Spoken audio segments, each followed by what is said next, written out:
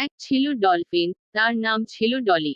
ডলি ছিল সাগরের সবচেয়ে বুদ্ধিমান আর বন্ধুভাবাপন্ন ডলফিন। একদিন ডলি গভীর সাগরে ঘুরছিল। হঠাৎ সে ছোট্ট একটি মাছকে দেখল। তার নাম ছিল মিনি।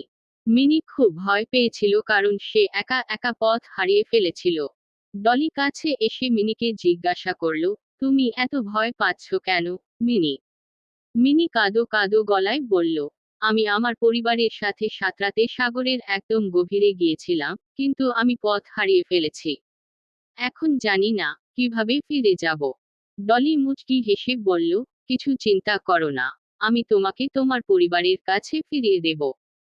শুধু আমাকে অনুসরণ করো। ডলি ধীরে ধীরে মিনিকে পথ দেখাতে শুরু করলো। তারা সাগরের নানা রকম রঙিন প্রবাল, সাগর ফুল আর বিভিন্ন রকমের মাছের মধ্যে দিয়ে যাত্রা করলো।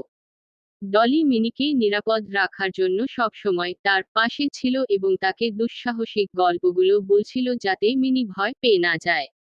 অনেকক্ষণ সাঁতরানোর পর তারা অবশেষে মিনির পরিবারের কাছে পৌঁছালো।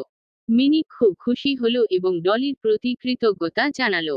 ডলি মিনিকে বলল, মনে রেখো, যখনই তুমি সমস্যায় পড়বে, কেবল সাহায্যের জন্য ডাক দেবে।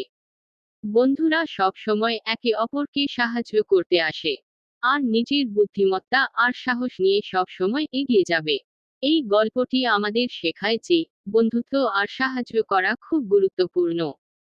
সাগরের মতো বিশাল জায়গায়ও একজন বন্ধু অন্য বন্ধুকে পথ দেখাতে পারে, সাহস যোগাতে পারে এবং বিপদ থেকে রক্ষা করতে পারে।